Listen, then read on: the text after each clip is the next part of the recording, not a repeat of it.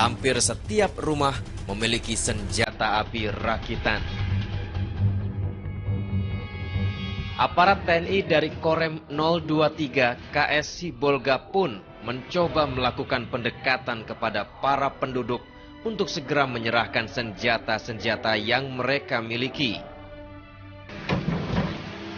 Penggulir kepada Bapak dan Ramil Banyadungan.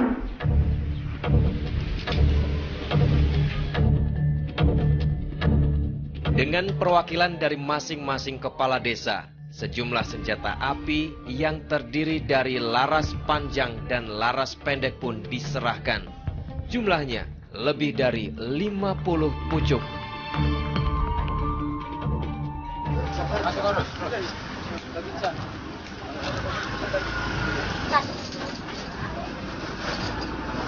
Ini gitu, Pe. Tapi tahu. Belum periksa. Terima kasih dah, terima kasih. Tanda tukang itu ya. Tak mau kecolongan, meski warga sudah menyerahkan senjata api rakitan, tetap TNI melakukan penggeledahan ke setiap rumah.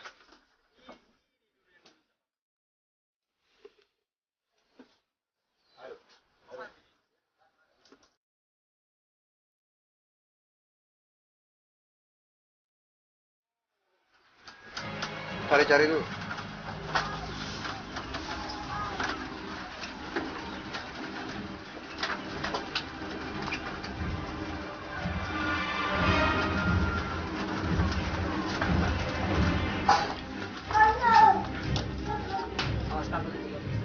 Setelah dilakukan penggeledahan, TNI tidak menemukan senjata-senjata yang dimaksud.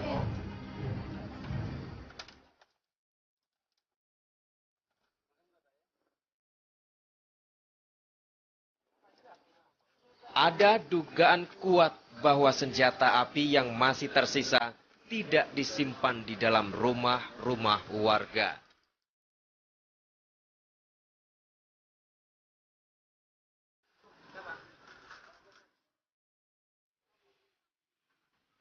Keberadaan ladang ganja di Mandailing Natal sebenarnya sudah lama tercium oleh aparat. Namun letaknya yang tersembunyi menyulitkan petugas untuk bisa sampai ke lokasi.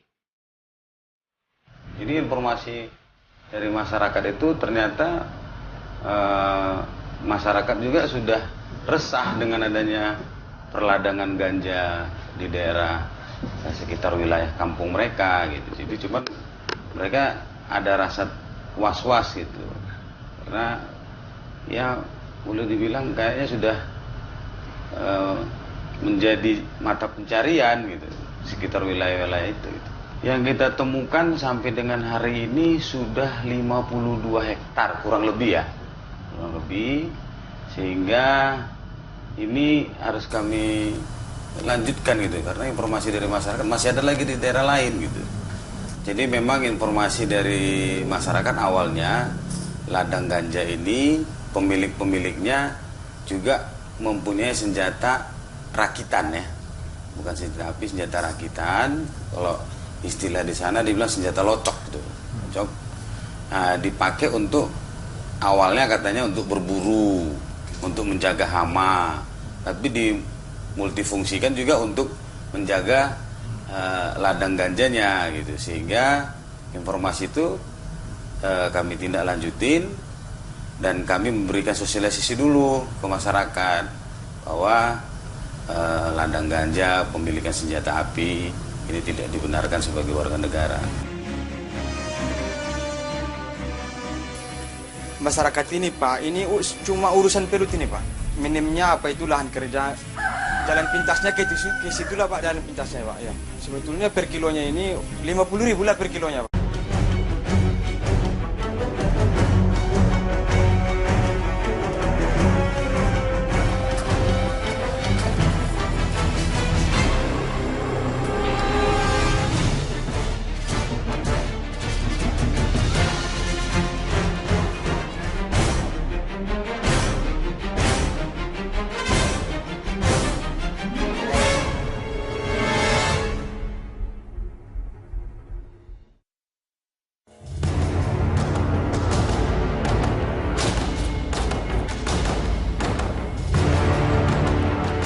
Panyabungan Timur, Mandailing Natal, Sumatera Utara. Wilayah ini memiliki luas 39.787 km persegi dengan jumlah penduduk mencapai 13.159 jiwa. Dari 13.159 jiwa, penduduk wilayah ini hampir sebagian besarnya berprofesi sebagai petani ganja. Dan itu sudah sejak lama dilakoni. Minimnya pengetahuan dan sulitnya mendapat bibit tanaman kebun membuat mereka beralih menanam ganja.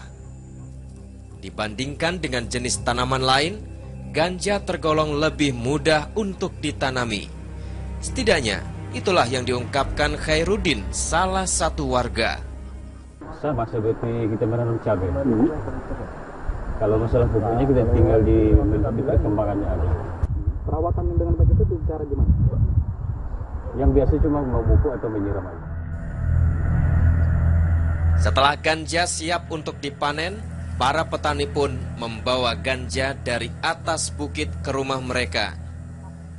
Dan selanjutnya dikeringkan di teras rumah. Dan selanjutnya, para pembeli pun kemudian mendatangi petani ganja ke rumah untuk bertransaksi. Mata pencaharian sebagai petani ganja ini sudah sejak tahun 1990-an dilakoni oleh penduduk Panyabungan Timur. Jika dilihat dari letaknya, desa-desa yang ada di wilayah Panyabungan Timur merupakan desa yang cukup terisolir. Salah satunya Desa Pardamuan. Desa ini jauh dari pusat kota. Akses untuk masuk ke desa ini pun cukup sulit. Bahkan yang membuat miris, penduduk di desa ini sulit untuk mendapat fasilitas pendidikan dan kesehatan. Maksudnya masyarakat ini Pak, ini cuma urusan perut ini Pak. Minimnya apa itu lahan kerja nggak ada kan gitu Pak. Jadi jalan pintasnya ke situlah Pak, jalan pintasnya Pak ya. Ya nanam ganja ini Pak ya. Karena memang nanam ganja ini keuntungan gede. Sebetulnya enggak Pak. Sebetulnya per kilonya ini sampai ini 50.000 lah per kilonya Pak. Sebenarnya para penduduk di Desa Pardamuan ini sudah sejak lama ingin alih profesi. Mereka ingin menanam tumbuh-tumbuhan lain, bukan ganja. Namun semua itu membutuhkan dukungan dari pemerintah setempat. Kepada Bapak Presiden Jokowi yang terhormat, saya Kepala Desa Huta Tua Pardamuan, saya menyampaikan aspirasi masyarakat Bapak. Ganja ini Pak, cuman urusan perut Pak, bukan untuk cari kaya Pak Jokowi, Pak Presiden. Kami minta tolong Pak dibantu agar masyarakat aku ini Pak beralih dari tanaman ganja ini Pak. Cuman itu aja Pak. Hal senada diungkapkan oleh Ali Basa, tokoh masyarakat setempat. Ali Basa meminta kepada pemerintah untuk lebih serius dalam memberikan bantuan kepada warga. Tentunya agar mereka bisa mengubah kebiasaannya menanam ganja. Maksudnya kalau pemerintah mengasih bangunan benar-benar membina masyarakat ini dengan bagus, insya Allah untuk berubah mulai hari ini sampai untuk hari depan. Maunya sampai 2050 lah nanti. Tapi dengan syarat ada kegiatan pemerintah betul-betul mendukung masyarakat di sini. Jangan seperti dulu, ada uang lari jalan-jalan di tempat, udahlah.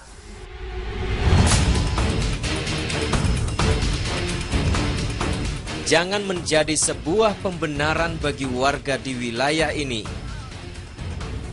Sudah jelas-jelas ganja dilarang di negeri ini.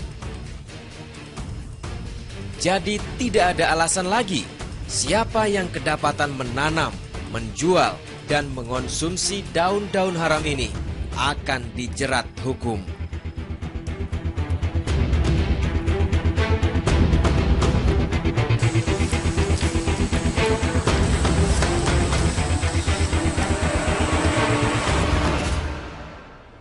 jauh dari pusat kota. Akses untuk masuk ke desa ini pun cukup sulit. Bahkan yang membuat miris, penduduk di desa ini sulit untuk mendapat fasilitas pendidikan dan kesehatan. Maksudnya masyarakat ini Pak, ini cuma urusan perut ini Pak. Minimnya apa itu lahan kerja nggak ada kan gitu Pak. Jadi jalan pintasnya ke situlah Pak, jalan pintasnya Pak ya. Ya nanam ganja ini Pak ya. Karena memang nanam ganja ini keuntungan gede. Sebetulnya enggak Pak. Sebetulnya per kilonya ini sampai ini 50.000 lah per kilonya Pak. Sebenarnya para penduduk di desa Pardamoan ini sudah sejak lama ingin alih profesi. Mereka ingin menanam tumbuh-tumbuhan lain, bukan ganja. Namun semua itu membutuhkan dukungan dari pemerintah setempat. Kepada Bapak Presiden Jokowi yang terhormat, saya Kepala Desa Huta Tua Pardamoan, saya menyampaikan aspirasi masyarakat Bapak. Ganja ini Pak, cuman urusan perut Pak, bukan untuk cari kaya Pak Jokowi, Pak Presiden. Kami minta tolong Pak dibantu agar masyarakat aku ini Pak beralih dari tanaman ganja ini Pak. Cuman itu aja Pak. Hal senada diungkapkan oleh Ali Basa, tokoh masyarakat setempat. Ali Basa meminta kepada pemerintah untuk lebih serius dalam memberikan bantuan kepada warga.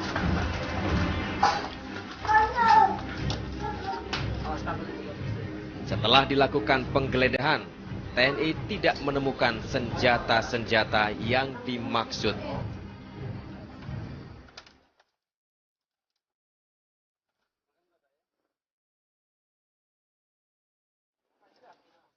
Ada dugaan kuat bahwa senjata api yang masih tersisa tidak disimpan di dalam rumah-rumah warga.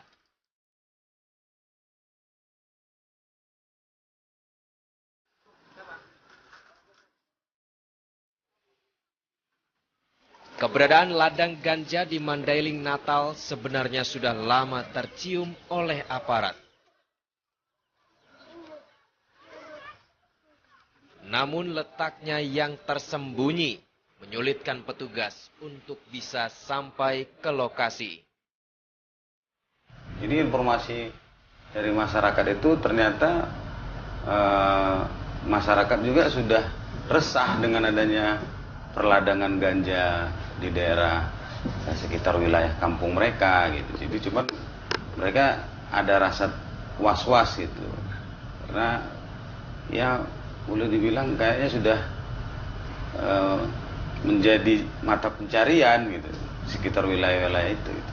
Yang kita temukan sampai dengan hari ini sudah 52 hektar kurang lebih ya.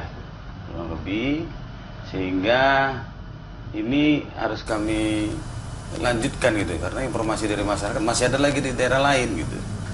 Jadi memang informasi dari masyarakat awalnya hampir setiap rumah memiliki senjata api rakitan. Aparat TNI dari Korem 023 KS Sibolga pun mencoba melakukan pendekatan kepada para penduduk untuk segera menyerahkan senjata-senjata yang mereka miliki.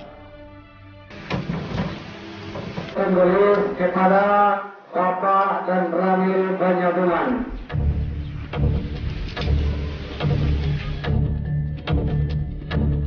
Dengan perwakilan dari masing-masing kepala desa, sejumlah senjata api yang terdiri dari laras panjang dan laras pendek pun diserahkan. Jumlahnya lebih dari 50 pucuk.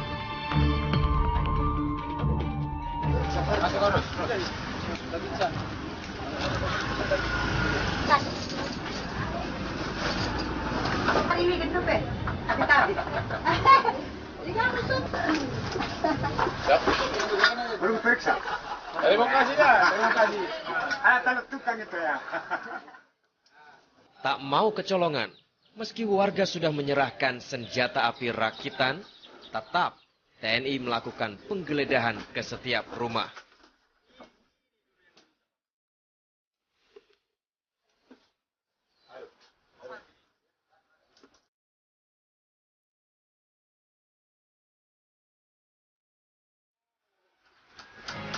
Cari-cari dulu.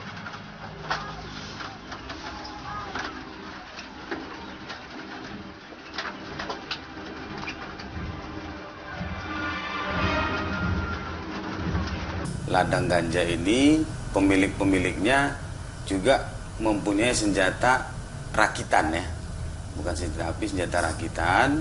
Kalau istilah di sana dibilang senjata locok gitu, locok. Nah, dipakai untuk awalnya katanya untuk berburu, untuk menjaga hama, tapi dimultifungsikan juga untuk menjaga ladang ganjanya gitu, sehingga informasi itu kami tindak lanjutin dan kami memberikan sosialisasi dulu ke masyarakat bahwa ladang ganja pemilikan senjata api ini tidak dibenarkan sebagai warga negara. Masyarakat ini Pak, ini cuma urusan pelut ini Pak. Minimnya apa itu lahan kerja, jalan pintasnya ke situlah Pak, jalan pintasnya Pak ya. Sebetulnya per kilonya ini 50.000 lah per kilonya Pak.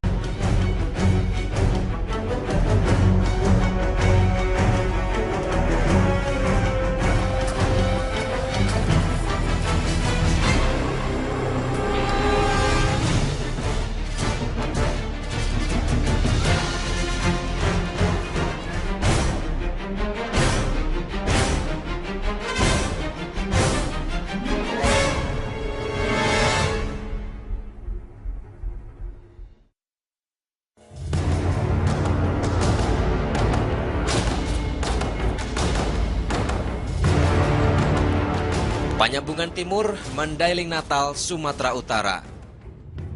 Wilayah ini memiliki luas 39.787 km persegi dengan jumlah penduduk mencapai 13.159 jiwa.